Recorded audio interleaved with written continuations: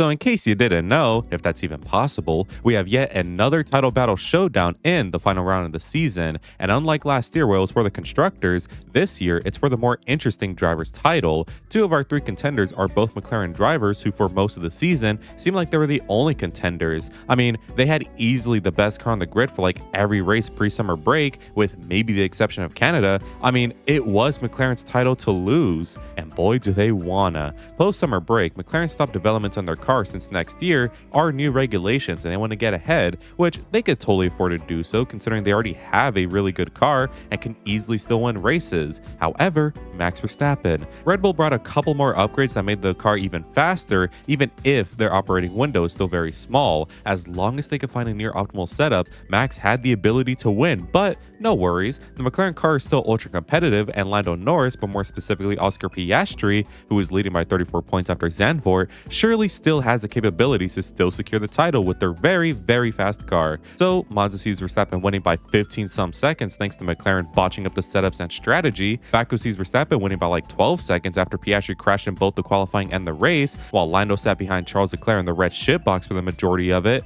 Singapore saw George Russell winning the race for Mercedes, while Verstappen was second from Norris and Piastri third and fourth respectively after they botched up qualifying. Coda sees Verstappen winning after Piastri botched up qualifying, and Lando once again sat behind Charles in his red shitbox for the majority of the race. Mexico did see McLaren and Lando win again finally with Max in third, but Piastri once again botched up qualifying. Brazil was also identical. Vegas saw Lando on pole but immediately lose it after trying to play Max at his own game, which led to Verstappen winning the race. Breaking news, McLaren have been disqualified from Vegas, invalidating Norris's P3 and wherever the fuck Piastri finished thanks to excessive plank wear. And finally, Qatar saw Piastri on pole again, but after a safety car, McLaren decided to not pit to keep flexibility open despite literally every single car pitting. And if by flexibility they mean of their ass cheeks, then they did a great job spraying them wide open for Max to run through and win the race uncontested. So after a series of team mistakes along with driver mistakes, McLaren went from a 34-point lead in the driver standings with Oscar Piastri over Lando and a further staggering 104-point lead over Verstappen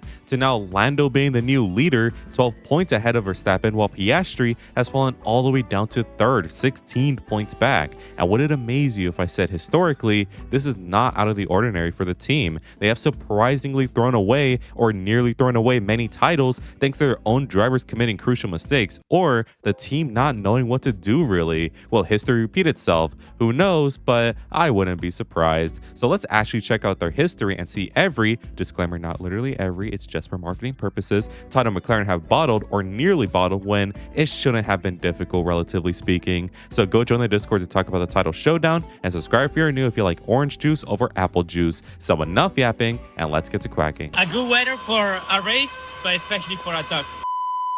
Let's go chronologically to my knowledge because fuck researching. For reliability purposes, that was a joke. And let's start with the years that people care about. So first up, 1976. I know what you might be saying, Doug, McLaren won the driver's title that year. They didn't bottle. Well, I did say I was talking near bottles, and to be fair, I'm pretty sure most of the years I'll discuss are near bottles. Regardless, McLaren is a team with loads of money and performance, and the fact they cut it close so many times, it's honestly a joke. Case in point, this year. So in 1976, we obviously know that was a legendary season between Niki Lauda in the Ferrari and James Hunt in the McLaren, and while the battle was close throughout the entire season, Lauda just seemed to be on a different plane of existence. When he was in the car, he was the car, which allowed him, barring any engine blowup, to just cruise to victory or contend for it and get constant podiums. So while yes, Hunt was also decent, that McLaren car was also very good in general, so it wasn't too out of the ordinary. However, at the German Grand Prix held at the Nürburgring, or what is otherwise known as the Green Hell, Niki Lauda would suffer a high-speed crash that caused his car to hit its main goal. What also didn't help is that cars continued to crash into him, and for a while, you wouldn't be crazy for thinking he died, but he lived. However, not without any serious injuries. His hands, but more critically his face, suffered burns which would permanently scar him, along with several broken bones and the such. This meant he couldn't race the car anymore, but despite that, he still returned 2 rounds later for the Italian Grand Prix, which meant he only missed the races in Austria and the Netherlands. So during those 3 races that Lauda didn't score points, Hunt was able to win twice, which saw him claw his way back to Niki and potentially win the title. Lauda, however, would try with all of his might to still win, getting 1 podium even at Watkins Glen, leaving just one round left, the Japanese Grand Prix. That race would be known for the extreme rain and fog that covered the track that would give all modern Formula 1 safety personnel a stroke. It was so dangerous, in fact, that many drivers would protest and say the race should be cancelled. Keep in mind, this was during a time where drivers dying yearly was tradition, so if they said shit was bad, shit was terrible. But the race moved along, and it kind of seemed that no matter what happened, Lauda had the title in the bag. Despite not scoring in 3 rounds where he could have, Hunt only had 65 points, while Lauda had 68 points, and unless Hunt could find 4 over Nicky, the title was over. But then came the gift of all gifts. Lauda in the opening laps pulled into the pits to retire. He did this not because his engine blew out or something, but because he didn't want to race in the extremely dangerous conditions. Makes sense. I mean, he literally almost died, and the fact they were racing the absolute torrential conditions is a bit of a joke. He wasn't the only one who pulled in, as many others did, so Hunt, upon hearing this, knew he had to lock in. As long as he finished 4th, he'd win on countback, but the race still proved difficult. He struggled to make any meaningful ground, and as we enter lap 70 of 72, he finally did the overtakes he needed to and finished in 3rd, winning the title by just 1 point. It was a great victory, don't get me wrong, but had Nicky not crashed in Germany, missing the next 2 rounds, or not pulled into the pits to withdraw from the race in Japan, Hunt would have likely not won the title. A lot of special conditions had to fall in place in order for Hunt to win, which makes me think of this season as a potential bottle for McLaren. Plus, they had a good car, like a really good one anyway, so this one for me is one that could have slipped away had they not had special favors, or if Hunt never locked in post-Germany the way he did. Either way, it was a great season, and I kind of just want to yap about it, so don't worry. The real McLaren embarrassment is just about to begin. The Prost and Senna days, what McLaren is infamous for. Again, these are all half bottles since McLaren won all these titles. However, they all live in infamy for a reason. Beginning with 1988, and the seeds would start to be planted that McLaren would kind of fail when it comes to running a team with 2 drivers who, you know, are bloody quick and can win. This is very bad for obvious reasons, since if the drivers match in pace, then you can't exactly have a set order for strategy or things like that. This is situation that never solves itself, whether it's Prost Senna, Vettel Weber, Hamilton Rosberg, Norris Piastri. This is a flat out issue, and there's only ever one solution to this. Fire one of them. Hell, sometimes you don't gotta do it since the drivers just leave on their own anyways, like Weber and Rosberg. So basically what I'm trying to say is McLaren were fucked before they even had their drivers drive for the first time. Luckily for the Papaya team, or I guess cigarette addicted divorced dad team, their drivers wouldn't be too crazy this year since when one of them performed, one of them usually had some sort of failure in the race, but it was clear as day. Should the two actually be given the resources to fight, there will be problems. Hell, resentment was maybe starting to build since Senna won the title in '88, however, didn't score the most points. Back then, Formula 1 awarded the title to the driver with the best 11 results, which meant Senna winning more races, not having the most points, won the title over Prost, who did outscore Senna in points. I would be mad if it were me, and Prost seemed to agree since now we have the even more infamous 1989 season. Throughout the year, Senna and Prost will be neck and neck, fighting for wins and other points, blah blah blah blah blah, you know that obviously. Let's just talk about Japan since that's the big one that people still talk about to this day. Essentially, both drivers are fighting like hell because the title could be decided here. If Prost extends his lead, he'll be champion unless Senna can eat into it and take it to the final round. So what happens? The obvious answer, which is Senna trying to kill Prost out of the race. To be fair, his gap behind was so big, he needed a sizable chunk to still stay in it, and lo and behold, he did it. He took Prost out while he was able to continue. For like 2 minutes though, Senna would get disqualified for restarting the car and cutting the chicane, which ultimately handed Prost the title. Again, McLaren just don't know how to manage 2 drivers, since doing nothing while the drivers continue to rage bait each other in the races is not exactly the best plan, I would say. I understand wanting to let them race, but do these guys know what racing is? Racing is extremely brutal, and no matter how friendly you are with someone, if they piss you off on track, it will inevitably seep into your relationship with them off off track. So it's no wonder that Senna would try to take Prost out because he fucking hates him at that period of time. Same with Prost. What McLaren should have done back then was literally fire one of them, because this sort of two number one dynamic always blows up in the team's faces no matter who it is. Off topic, but imagine a reality where Rosberg didn't retire and Merc continued to delude themselves into believing that it was a fine situation between Lewis and Nico.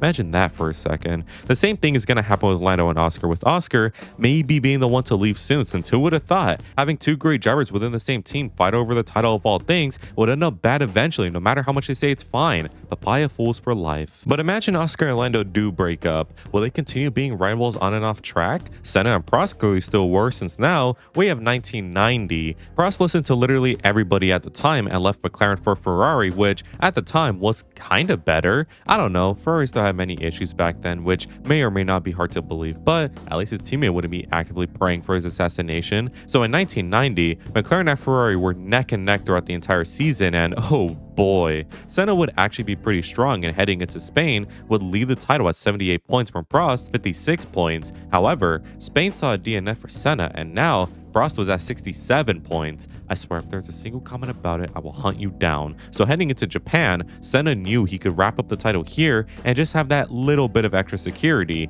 But Prost is hungry, and that Ferrari car is becoming a different animal. He is a very real threat to Senna's title chances. So Prost qualifies on pole, and what does Senna do from second? The obvious yet again. By crashing into Prost and making sure both of them don't score points, Senna secured the title. So I put this one down here because McLaren almost threw away the championship thanks again to their stagnant development. Like I alluded to, that Ferrari car was transforming into a different monster, and McLaren just couldn't catch up. Clearly, they were so under threat that Senna decided the best course of action was to plow right into Prost to secure the title. He didn't even have faith in his own team, is my point. So clearly, things were going very wrong there. And right I was. 1991 did feature another title for Senna where he won it pretty handily, but for the rest of Senna's McLaren stint in 1992 and 93, McLaren just got done. Even aside from switching engines, their cars were just bricks compared to the efforts of teams like Benetton and especially Williams. McLaren were kind of getting left behind, which led to Senna leaving in 1994, and the rest of the decade didn't prove to be much better, since for the remainder of it, McLaren suffered pretty badly while Williams and Benetton continued to go further with their engine and their car design. It wasn't until a certain Adrian Newey joined the team in 1997 and did what he does best, forced to work with trash and fired everybody, and boom, 1998 and 1999 world champions with Mika Hakkinen. So if it weren't for that, McLaren likely would have kept going down and down and down, while everybody continued to go up and up and up. And even despite that, 1999 saw McLaren throw away the Constructors' title to Ferrari after Michael literally broke his legs and rendered him useless for the rest of the season. So I don't know if that's really so good. And it wasn't, since their next big issue was coming up in the horizon: their engines. We are entering a period of Formula 1 where engine blowouts were starting to dramatically decrease, but it seems McLaren didn't get the memo. Their engines continue to blow up, which is likely what cost them the 1999 Constructors' Championship, but oh well, I'm sure the problem will go away soon. 2003 came around and McLaren may have potentially thrown away yet another trophy. Of course, many remember the early 2000s as the reign of Michael Schumacher and Ferrari, where they won 5 titles in a row each. However, I like to remember this period as the McLaren fucking suck period, since their cars lacked a lot aerodynamically to Ferrari. But the biggest issue perhaps was the fact that their engines blew up more than the Twin Towers, especially in 2003 and 2005. Kimi Räikkönen was contending for the titles in both of those years and looks set to genuinely win them had it not been for his engine blowing up at the worst times. Their reliability costed them massive, and again, not many teams were blowing up anymore. It was just McLaren stuck in the 80s still. Like, if they could just sort out their problem with the Mercedes engine, then they could actually fight, and maybe fight uncontested. Then 2007 came. 2007 saw the McLarens of Lewis Hamilton and Fernando Alonso not blow up. Yippee! So they won the title, right? There are two whole reasons for why McLaren lost both of the titles. One is because of Spygate, and two is because of more driver rivalries. Starting with Spygate, essentially, McLaren took some inspiration from Ferrari on their car designs and implemented them on their car, which I guess is cheating. Also, they were paying people off, whatever. So they got the big hefty fine of a full disqualification from the Constructors' Championship and $200 million to pay. But as if it couldn't get more worse, their drivers hated each other. I'm not even talking about disagreements either. It was a full-on race war. Interpret that as you will. So again, we have looped right back around to having two drivers who hate each other, not racing kindly on track. McLaren heritage. After 2008 though, where McLaren did win with Lewis and the drivers, not the constructors though, McLaren would lay dormant. 2009 saw a terrible car from them, but so did half the grid, so it's fine. However, 2010 to 2012, it was genuinely so bad. I mean, driving wise, Lewis was great, same with Button, but it was bad because McLaren were falling off a cliff. In 2010, they just didn't have the complexity that teams like Red Bull had, and even if they did, other teams took it further, leading to no challenge from them in the title. I mean, yes, Lewis was in contention for the title, but he kind of really wasn't. He was that wild card pick your uncle would choose just to piss everybody off. 2011 was also largely the same since no one had a car like Red Bull's that year, and 2012 was perhaps the worst since they had the car. They had arguably the fastest package, and the only reason why Lewis or Jensen weren't a threat is because the team was imploding. On the managing side, Ron Dennis started to lose his screws and try to consolidate power that led to his firing in 2015, and this made the team a living hell. 2012 was riddled with so many operational mistakes, from the strategy to the pit stops, that prevented McLaren from ever being in the hunt. Then of course, there is everything past 2012, where I'm sure you know by now how the team did implode and only just now are a Formula One team again. So it's not looking good, huh? Because even despite the team today being totally unrecognizable to back then, are they really? They still have issues with their two great drivers. The team operationally still make too many mistakes. The only thing they actually improved on was not building a brick for a car, but man, do they need a stacked engineering squad to even do that compared to others. So that leaves us with the mighty question: will they throw away 2025? My verdict is that no, they won't bottle this year, but it won't be a good win anyways. The MCL 35 is one of the fastest cars built in modern times, and the fact that both driver and team have made so many mistakes to the point where the constructors was won 3 months ago and the driver's title still hasn't wrapped up between teams, it's ridiculous. So who cares if Lando or Oscar wins it? McLaren seriously need to look themselves in the mirror and understand, why does this keep happening? Why do we keep throwing or almost throwing championships when we really shouldn't? What makes us so different to Red Bull or Mercedes with their dominant cars and periods? Maybe when they finally do that, can the team be more liked by the majority of the F1 fan base, but until then, they will always leave a sour taste in the mouth of most F1 fans when they win titles.